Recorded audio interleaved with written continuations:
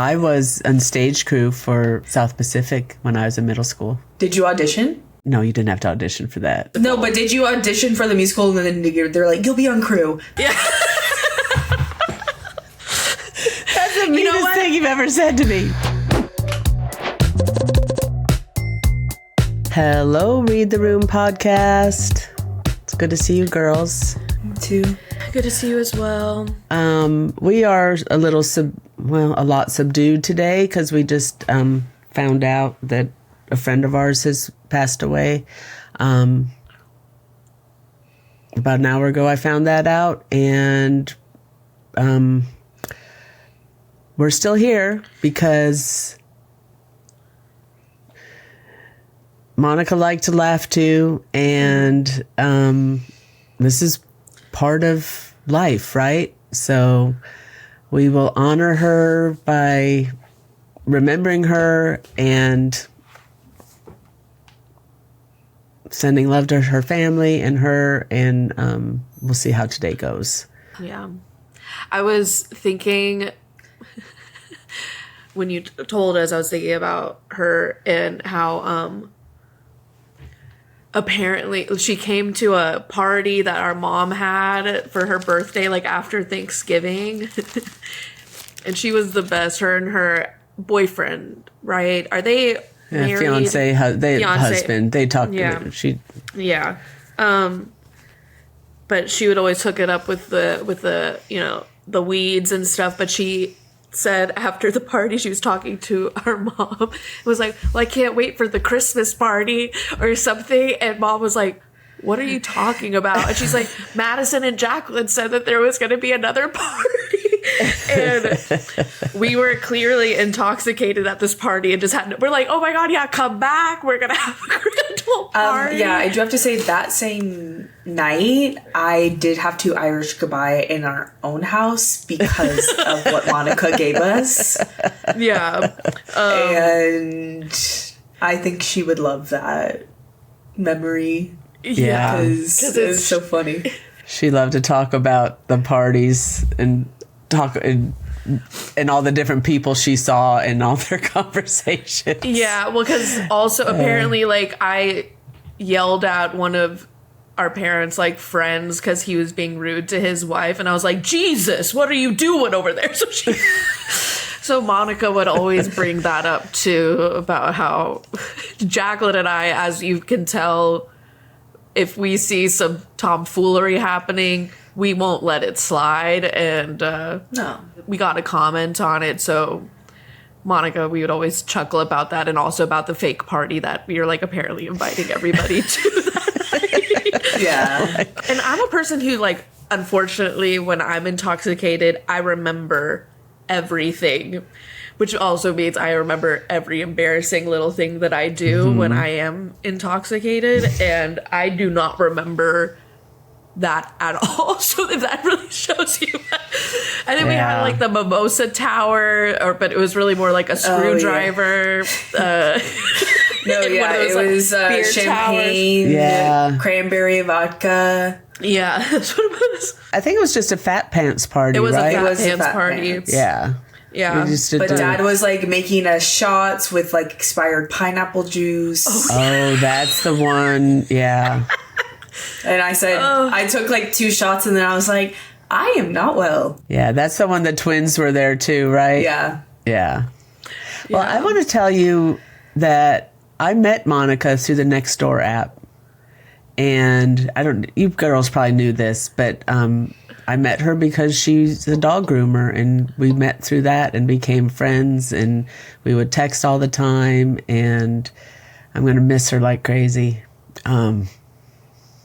But she would pet sit for us, when her kids were younger, and, send me videos and talk about Dusty the ginger princess and our big fat orange cat we used to have. I don't know. So it's just, I'm reflecting on that because obviously feeling her loss greatly, but just reminded of how you never know where you're going to meet some really cool people.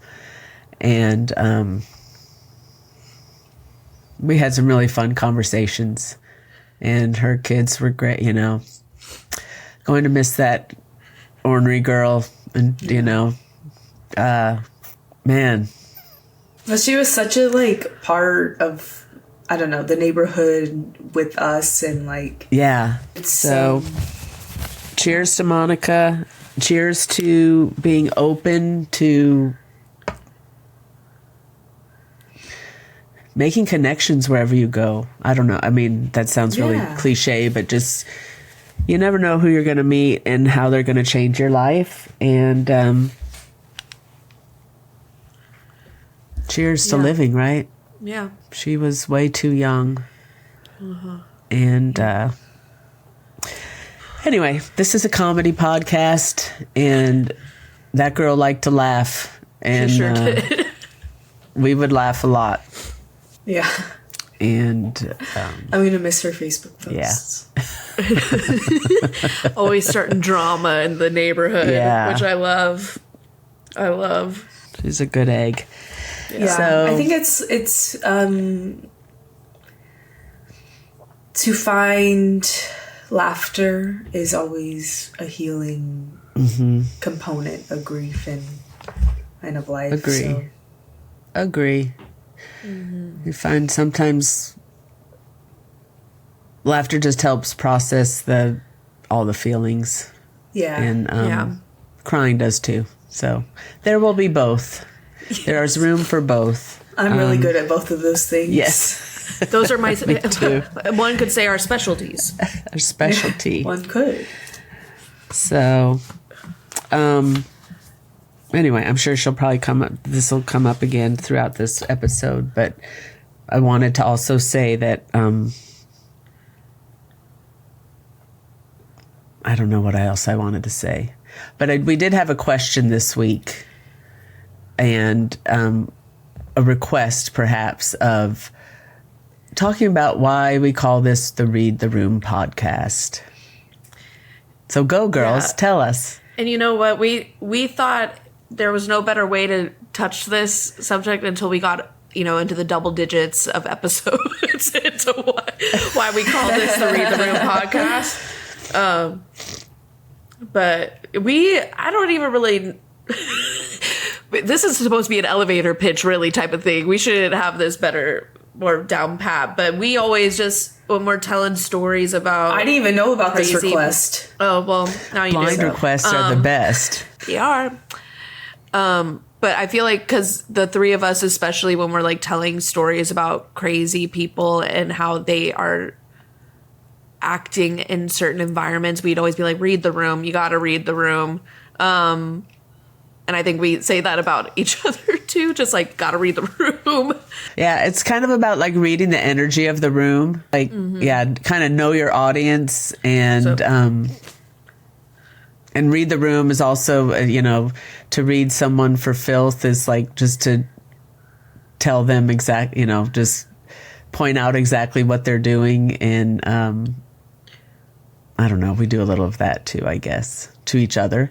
And a little, or a lot, or a lot. A little. So it's, it's like read the room is like a common saying, It's like, we could be saying that to ourselves right now after the opening of this podcast. But I just, it's just like, read the room. Like, what are you doing? Why are you acting like that? Like, you don't walk in a room full of,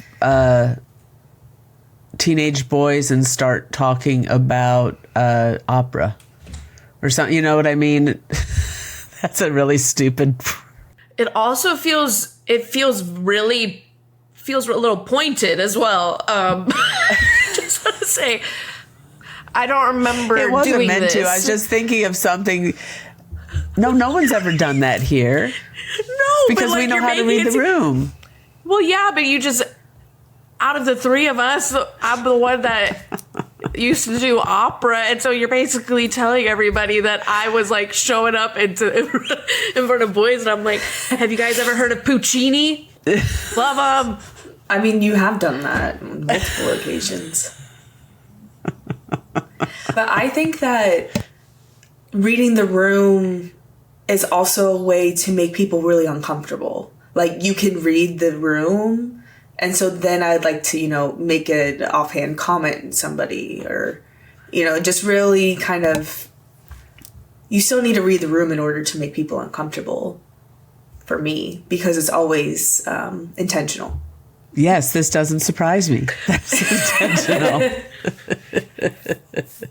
I'd be curious to hear from anyone listening and see what they think read the room means too. Yeah. Jacqueline is thrilled by that suggestion. Who made this suggestion? Well, we'll find out. Probably nothing. Right. I told you I was going to have a new T-shirt for y'all to make fun of today. It's the big reveal. The big reveal. Is it a cat smoking a J? I think it's a cigarette. It's more like a cigarette, but yes. A cigarette? It's a black cat smoking a cigarette. She wore this to the show we went to on Sunday.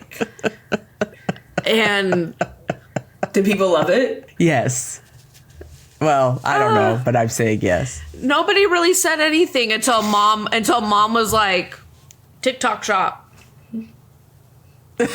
TikTok shop.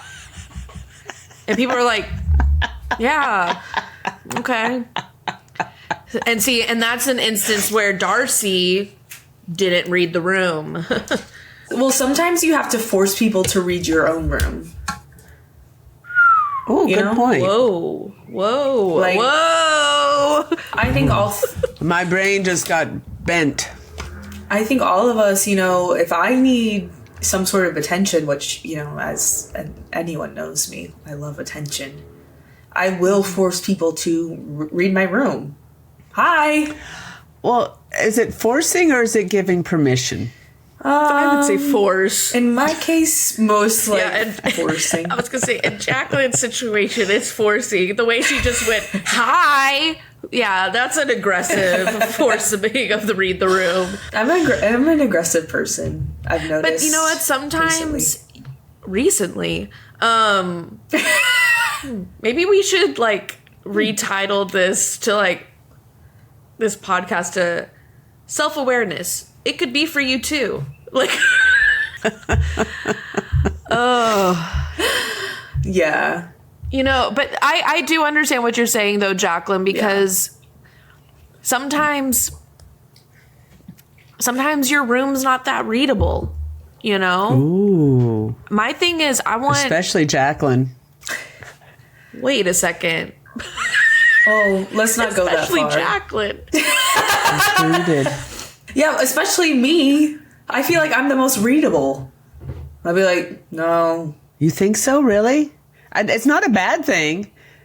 It's not a bad thing. It's just I think you've told me before that people aren't always sure what to make of you. People do misinterpret. Yeah. So, in that regard, not too readable. Yeah, you're right. Look at Madison reading you. And you know what? That's on reading the room. You just repeated what Mom said. You just quite literally regurgitated what Mom said. So, how about you read your own room if you know how to read? How about somebody, you know what? Know how to read. Peace and love. Peace and love. You know what? Screw this. I'm having some connection issues, so I'm having a hard time. I'm on a delay, which I'm just going to say that's what's causing my humor, my jokes not to land. It's because of my internet connection. So if people are thinking at home, this is not too funny, it's because of that. Thank you. Okay. Oh, okay, Madison. We got it. Yeah. There's an excuse for everything, it's... Yeah, and I think sometimes all of us, people are maybe have a hard time reading because we do have the RBF. What are you talking about? No. I don't have that. Thank you. We all, I don't know. I'll say this. I'm kind of... Just say it, Matt. Just say it, Jack. I'm just laughing because we just had that whole video about me going, I will say, and so now I'm doing it again. I think I'm over RBF. This is just my relaxed face. What am I supposed to do? Men can have RBF. Why is it bad for me? I think it's the patriarchy in society. Oh, most definitely. Because I'm sorry, and I've explained this to some guys before too. I'm like, do you not realize how crazy we would look if like I'm just sitting there and I'm like,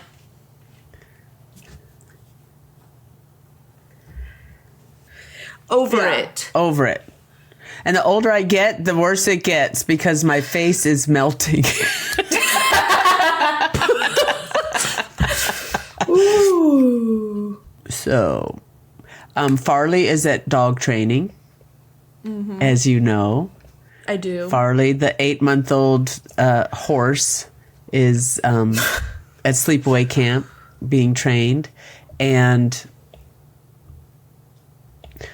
I'll just say this. I knew he was a smart boy. He's gifted.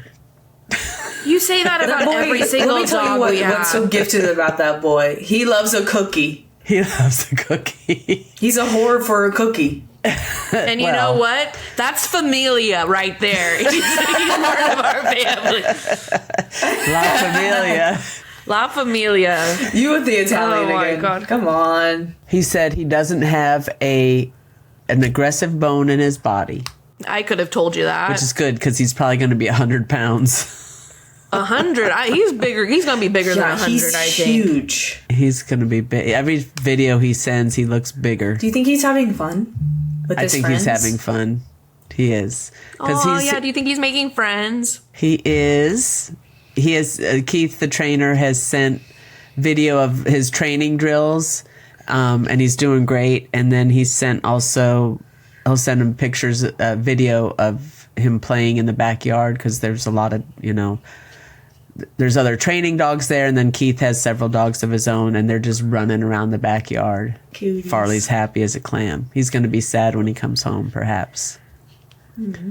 But he'll miss Reggie, though. I don't think so. Yeah. Yeah. I don't think Mr. Reggie's missing him at all. I know. I was about to say, I think Reggie will be sad when he comes home. Well, of course. But maybe he won't because Farley won't be jumping around. No, that's true. We'll see. I will definitely record. I mean, he won't be back for a couple weeks, but I'll definitely record when he comes home and see how Reggie responds. I think he'll be happy to see him. Yeah. He's just a chill boy. He always kind of was. Yeah. Even as a pup. For sure. Anyone have big plans this weekend? I am going to a gala tonight. I don't think it's an actual gala. What's this gala for? Something with Drew's work. I think it's just kind of a drop-in thing, but yeah. And then I'm going, actually, huge news. Getting my hair done for the first time in over a year. Wow. Wow. What you gonna do?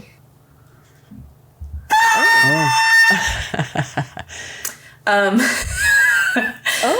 gonna do my normal glaze and then get a trim, maybe some layers. So next pod after this one, I'm gonna be having a new do. A new do. Sorry, I dented your do. Sorry. Didn't mean to dent your do. I can hear the bells. Come on, hairsprayers. Y'all know it. Sing it. All right, for the rest of this episode, we're doing a sing-along, Hairspray, and hit it. Yes. How many times did we see Hairspray in the theater? Probably 4 or 5 times. I think 4 times. I think I did 4 to even. I think I did 3. Times. I definitely did 4. But yeah, probably one of my. Maybe I did 4 with y'all. Yeah. Tracy Turnblad is like a dream role of mine as a thicker girl. I'm like, there's not many lead characters, in the musicale. You either have to be like an old lady or like yeah, mom or something, or like a witch. Oh, said or a witch or a beggar woman. I want to be Penny. The Penny to my Tracy. I am a checkerboard chick. Hell yeah. Yeah. I mean, Hairspray. It's the best movie musical. I'm sorry. And if you disagree, you can go to hell. Even more so than the Wicked Part 1? Yes. Yes. Sorry. Oh, okay. Interesting. I would have to... I liked Wicked Part 1, but... I loved Wicked, but Hairspray is just so good. I'm sorry. And it's one movie. It's not two. And it's not as full of CGI. Yeah. You got John Travolta in drag. Yeah. I mean, what more could you ask for? You got Zac Efron. Is that braised? I was thinking of other musicals. Movie musicals. Joseph and the Technicolor Dreamcoat. Oh, there you go. Well, Chris family favorite. That's a Chris great family one. favorite. Sweeney Todd musical. I don't know. There's lots of good ones, but Hairspray's Hairspray's the Up best. there. They did really good. And yeah, no one really can tell me otherwise, so don't even try to argue in the comments. Oh. I think that's a challenge, folks. I think that's a challenge. Let's see how well Jacqueline can argue this. Hairspray is like one of my favorite movies of all time, and just musical is probably my favorite musical. Okay, favorite musical. I have a hard time choosing that. I don't know. Hairspray's close. Hairspray's close. Hairspray's up there for me. There's so many. There's so many. I will say. You will say. I was about to do it again. You already I know, I've done it already. I think... Oh, this is hard not to say it. I think up there, as far as just like music-wise, like I love every single song the last 5 years. that's so good. I love that one. But that's a tough one because it is just like a 2-person show, basically. But the music is just so good. It's so good. I'm trying to... There's so many. I thought you were going to say Phantom of the Opera. No. That one's actually where the movie, I think, is better than the stage production, actually. Fight me on that one.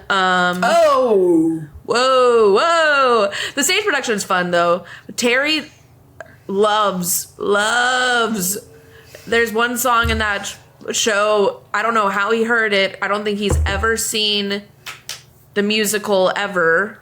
I don't know where he would see it. I don't know how he heard it, but unless he saw it when we had the video and we would watch the movie. Maybe, but even then, it's surprising. He loves the song "All I Ask of You" from the Phantom of the Opera, specifically with Sarah Brightman as... Ugh, God. He loves Sarah Brightman, and then he learned that I didn't like her, so then he was always like, well, you're no Sarah Brightman. So mean. It's terrible. But at the same time, I was like... Madison's 14. Yeah. I'm like, Sarah Brightman's overrated. He's like, well, you stink. You could never be Sarah Brightman.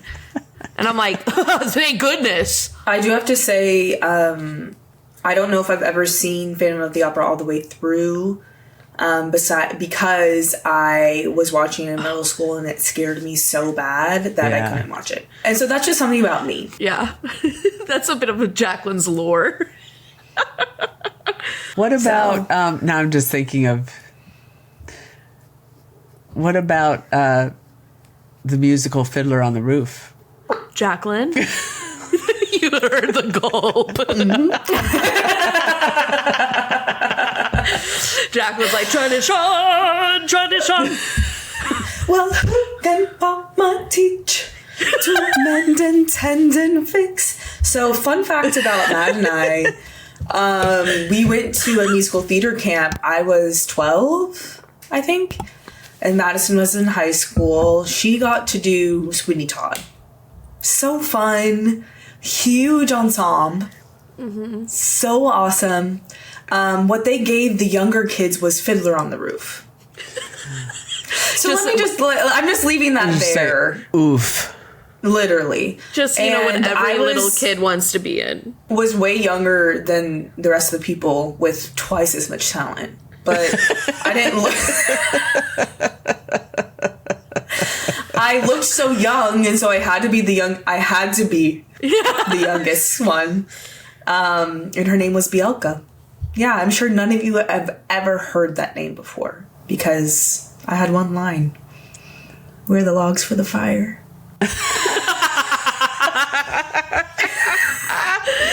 Oh my god. And they called me BLT. Well, where were the logs for the fire? Up my ass. I knew you were going to say something like that. What? And I was in 2 numbers that were just the group ones, so. Yeah. Was that a 2-week camp or one? It was 2 week. I was at Oklahoma City University. I had to be a mediator for some of my roommates, as I was the youngest one. One of them was trying to pin something on the other one, so I had to intervene. It's a lot of Pin drama. what? I think stealing food or something, like a snack of sorts. I don't know. I can't really remember, but I just remember being like...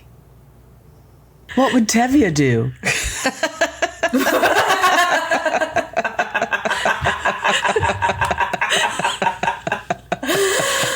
That's good. Oh, man. Jack was like, please, let's not fight. And then all of a sudden, everybody starts breaking into dance. And singing. Tradition. Mama teach to mend and tend and fit. Oh, man. Yeah. It's interesting. So I have a question. Since you girls have had lots of musical experience, what was your favorite musical to be in? I don't feel like I ever got to do a cool one.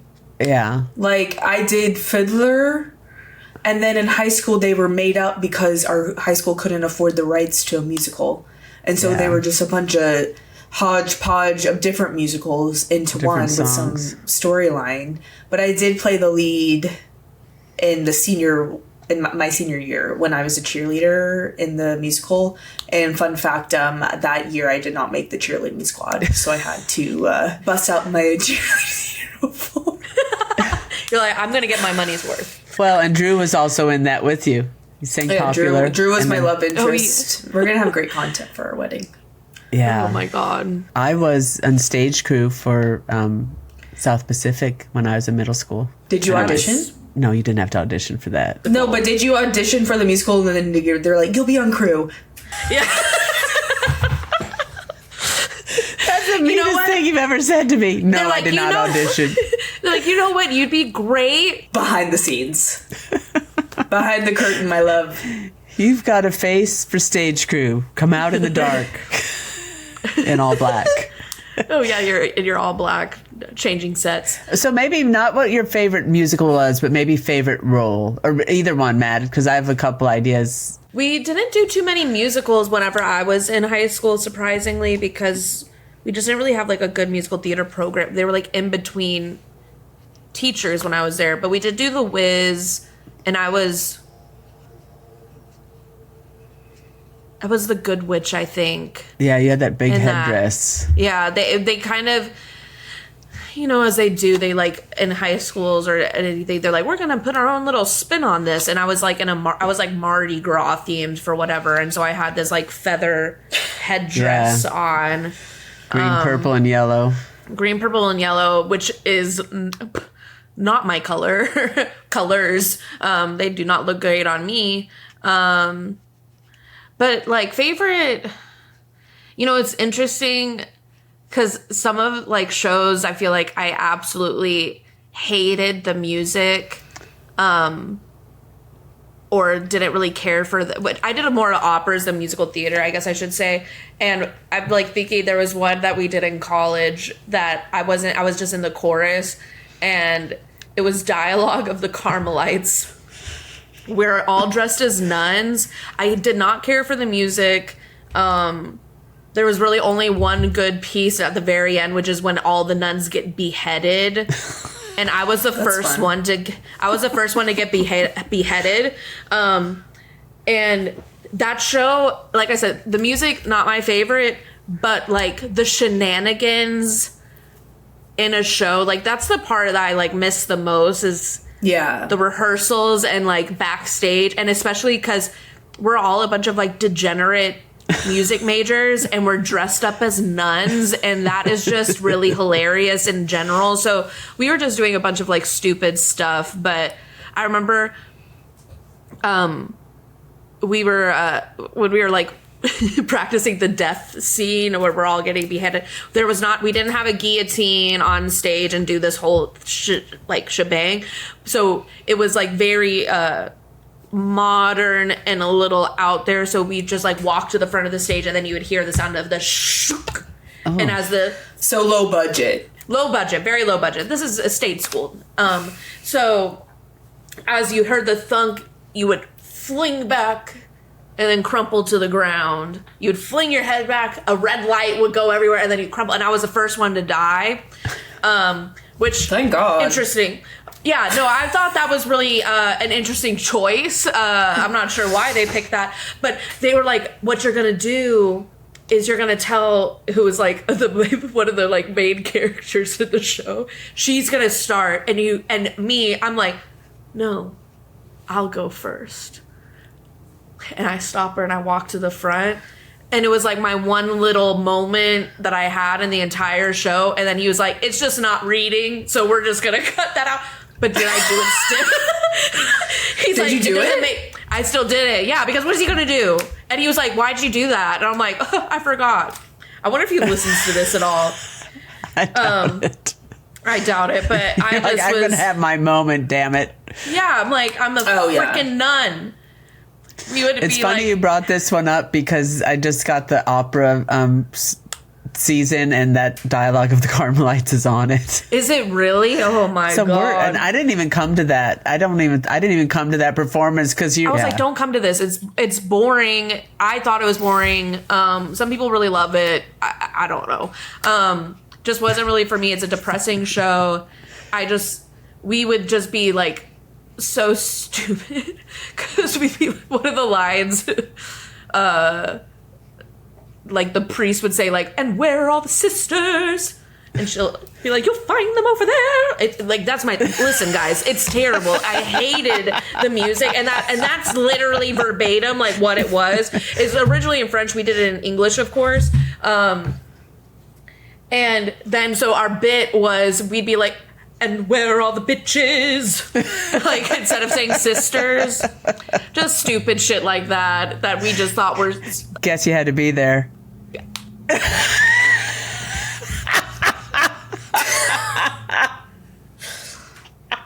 I'm sorry.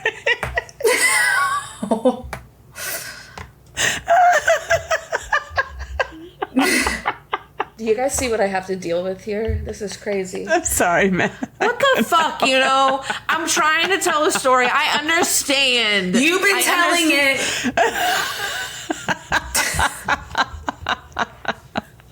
Oh, now we get in the back of the chair. Oh my gosh. Me. I'm pissed. Okay. Well, this was kind of a roller coaster. Yes, this is a little bit of a roller coaster. I love y'all. I love you too. Yeah, I love you guys. Yeah. And we love Monica. I love Monica. She'll be greatly missed. You gotta live, baby. Remember to live. Jesus. Sorry. Jeezy, Creezy. Jeezy, Creezy. Jeezy, Creezy. I've never heard you say that before in my life. Oh, yeah. Is it a new thing? It's a new thing. I'm trying to bring it back. Hey, maybe, I don't know. This is a moment to read the room and leave that back there. Some things should stay in the past. So it's from Eddie Izzard, who I like as a comedian. So we'll see what I decide to do with Jeezy Creezy. Oh, we're all on the edge of our seats. Yeah, like we're all sitting here going, "What is she gonna do with the Jeezy Creezy? What's she gonna do with the Jeezy Creezy? Oh my God!" I guess you'll just have to find out next week. Jeezy Creezy out. Thanks for reading the room. And we'll see you next week. Thanks, guys. Oh, yeah. Bye.